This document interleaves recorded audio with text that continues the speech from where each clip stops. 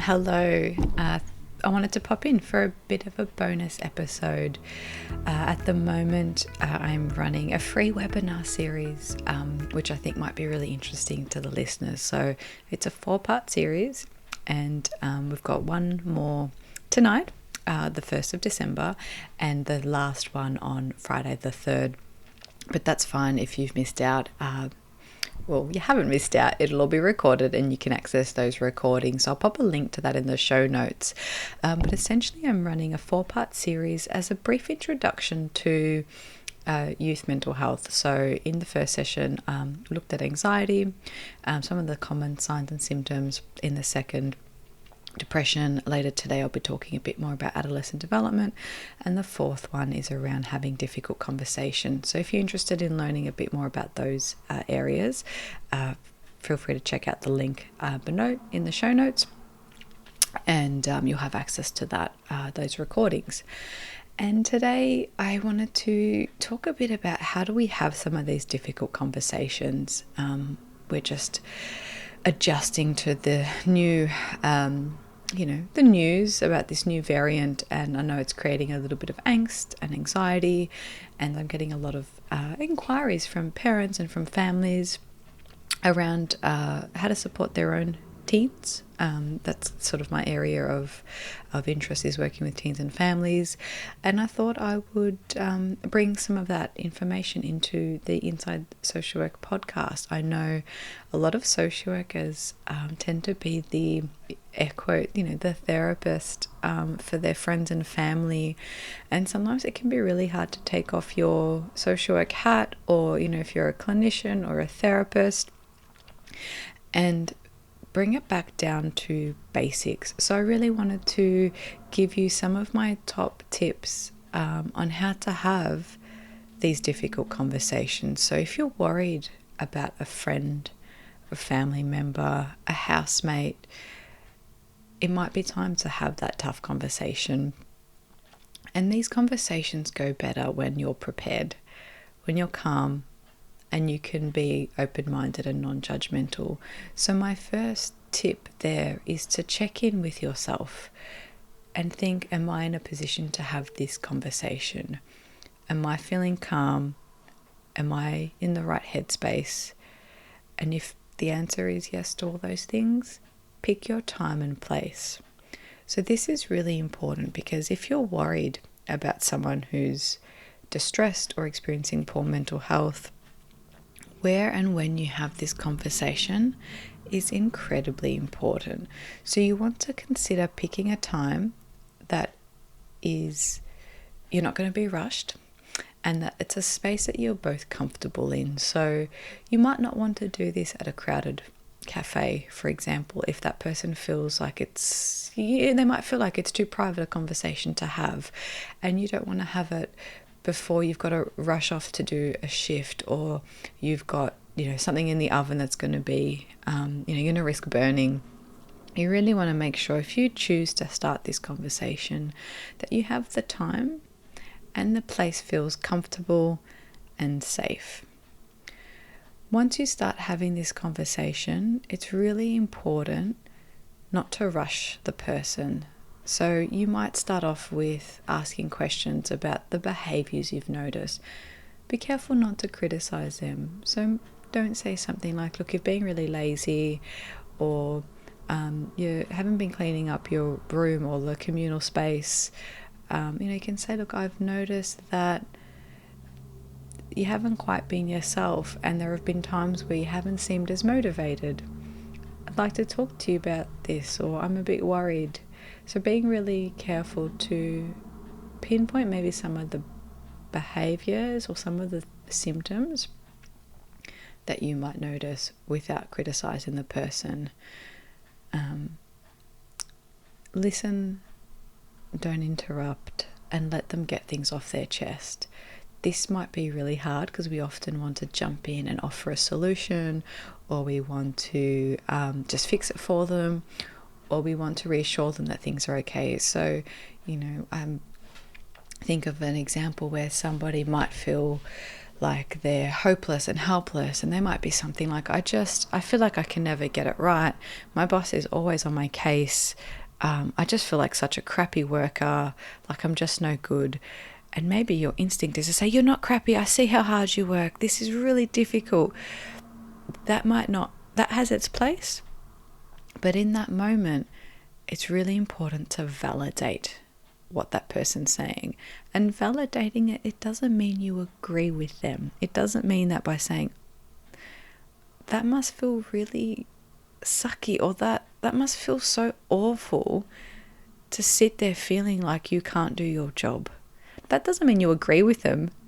You don't agree with the belief that they can't actually do their job, but you really want to validate their experience in that moment. If you don't know what to say, you can say that. It's more helpful to say, I'm not sure what to say right now.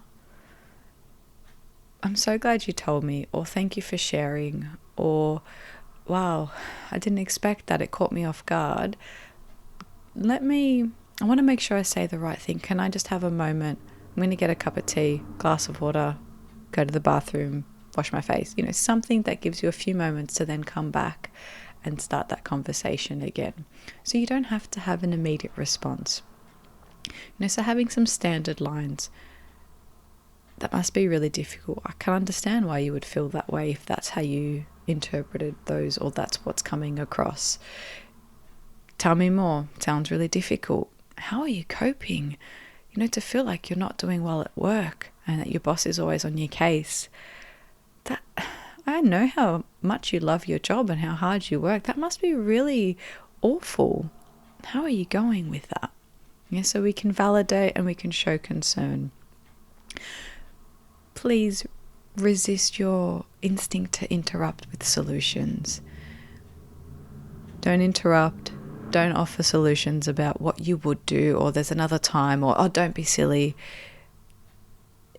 Even if they say, I just don't know what to do right now, you can say, that sounds tough. I can see why you feel stuck. Be supportive and non-judgmental. Pause there for a moment. Even if you don't understand exactly what's going on, you can still be supportive. You can let them know they're not alone. And if they don't feel comfortable talking with you, it's okay to say, look, I feel like maybe I'm not the right person to talk to about this.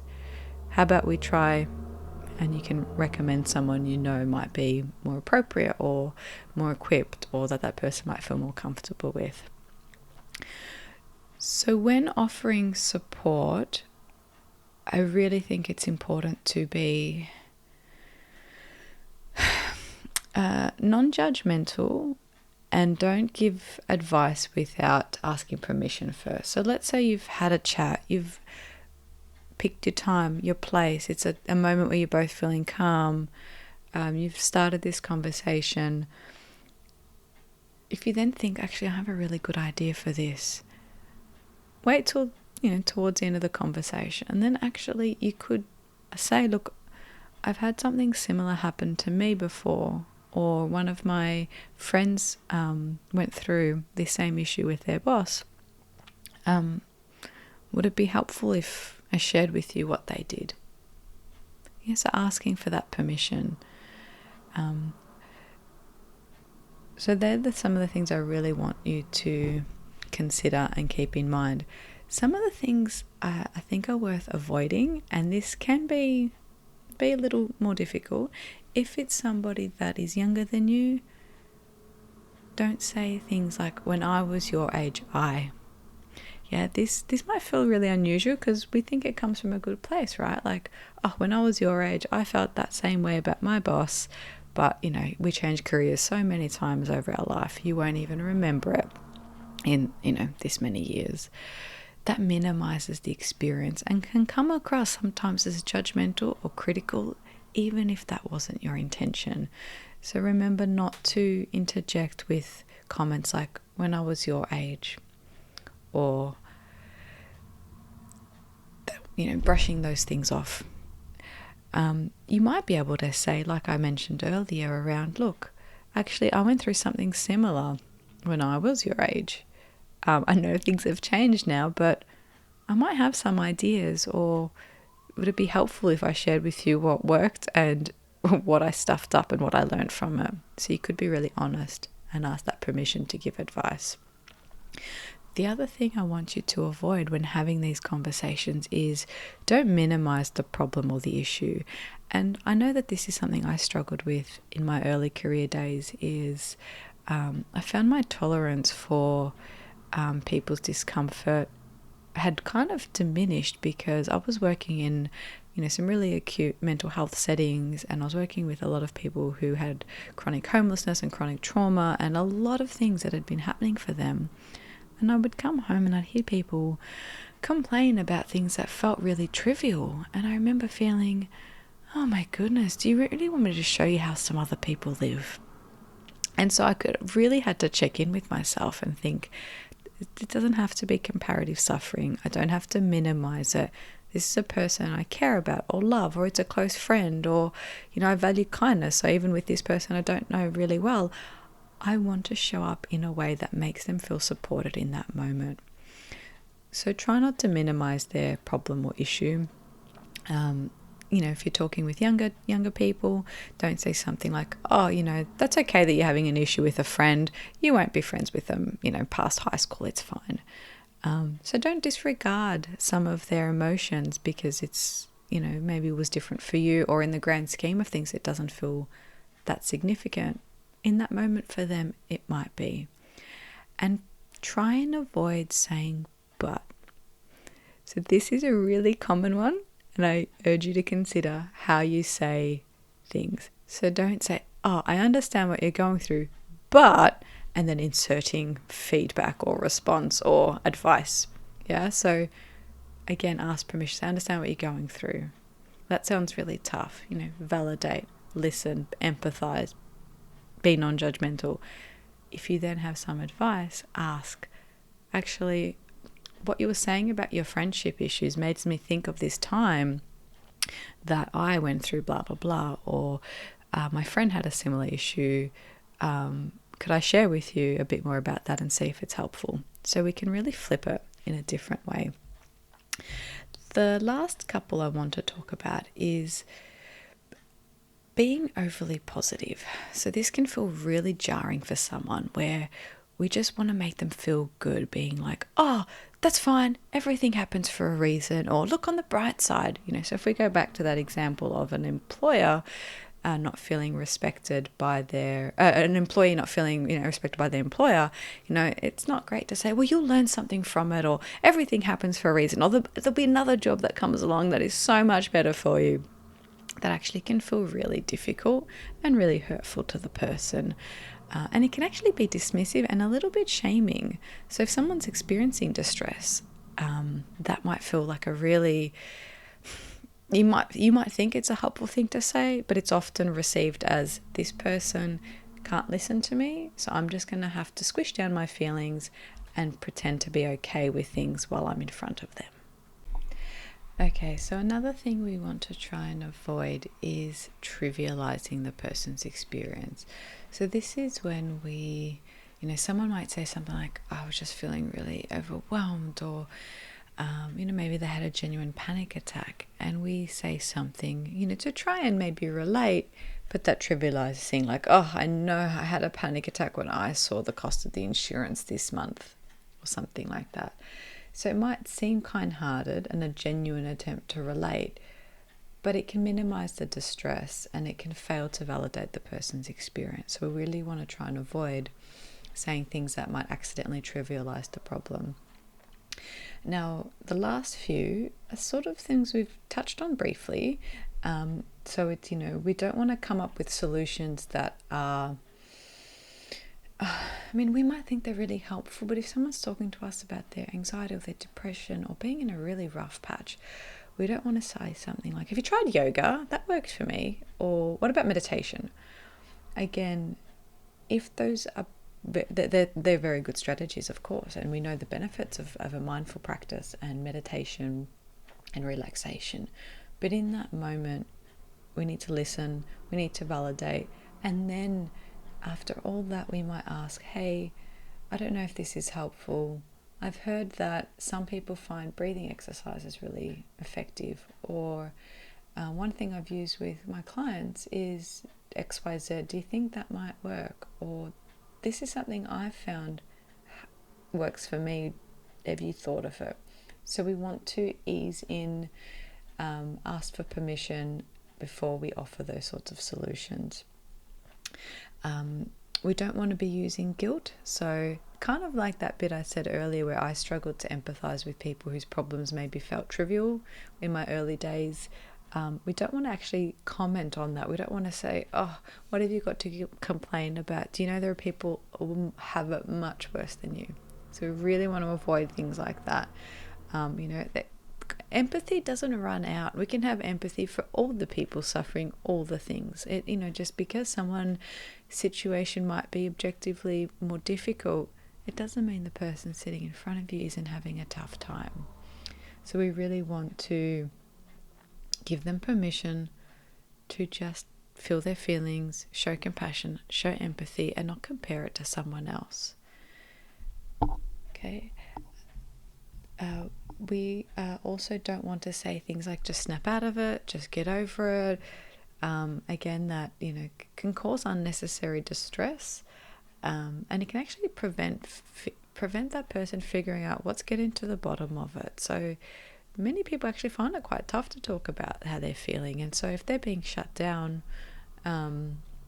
it might take them longer to figure it out. They might shut off a little bit more from other people. So we really don't want to say things like just get out of it, just grow out of it, snap out of it, that kind of thing. And the last tip, let's say you've done all of these things. You've thought about the ways to have the conversation. You've kept in mind the things not to say. What if it goes well, but they don't want help? That's okay. You can offer some, myth busting, like maybe, if it is a mental health concern and you've talked about going to the GP and seeing a therapist and they say no, you might actually say, look, I wonder why that might be. Do you feel like they will breach your privacy, or do you think it's going to be really uncomfortable, or do you think that's only for suicidal people? Like whatever, you can spend some time myth busting it. Maybe they've got some assumptions that aren't accurate, but you want to do that gently. You want to do that with curiosity. There might be some things that you can do that help them overcome their worries or concerns about seeking help. And if they still don't want help, that's okay. You can let them know if they change their mind. In the future, you'll be there to support them. If you perhaps notice things getting worse, maybe it's worth having another conversation down the track.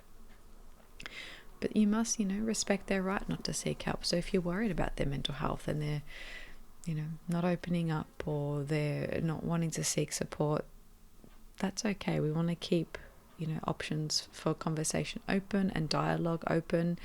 You may want to revisit the conversation. There might be different approaches, but at the end of the day, they also have a right not to seek help, and we must respect their wishes.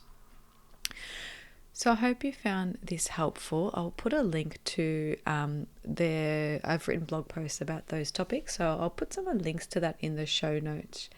And and see how you go with some of these tips, and armed with a few new tools and techniques to have conversations about someone whose mental health you're worried about.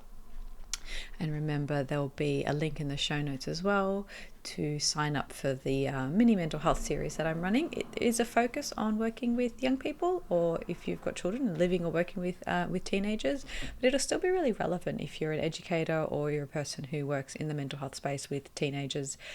It is a basic introduction. The webinars don't go for very long, but I strongly encourage people to check that out if they're interested. It might even be interesting to some of the parents or carers that you work with.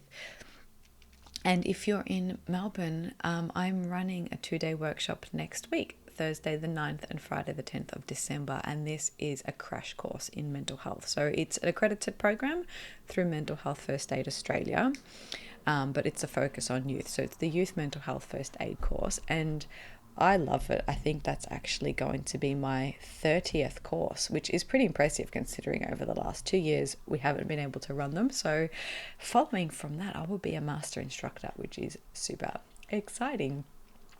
So in this course, it's 2 full days. I really, really highly recommend it. I honestly believe everybody should do a mental health first aid course. The insight that you get, the reflection, the learning, and also the ideas and suggestions from other participants. I mean, I run these as often as I can, and I still walk away feeling like I've learned something new from the beautiful participants that attend. So you'll learn a bit about some of the signs and symptoms to look out for anxiety, depression, eating disorders, trauma, psychosis, and alcohol and other drugs. And, we'll look at that in context of some of the developmental milestones happening for young people. So that kind of 12 to 25-year-old age bracket, we'll go through a bit of an action plan, kind of like physical first aid, where you have your doctor's ABC, and then we kind of apply that to some case studies and some opportunities to practice in small groups. So it's a really comprehensive program. You'll get a manual and a yummy lunch, and you'll get to hang out with me during the breaks as well. I really do love running these. Participants always find them really enjoyable and really relevant to their work because I don't know about you, but unlike physical first aid, I've never had to do CPR. I have had to ice a few sprained ankles and, apply a few band-aids and put some burns under cold water. But my mental health first aid skills, I encounter situations almost daily.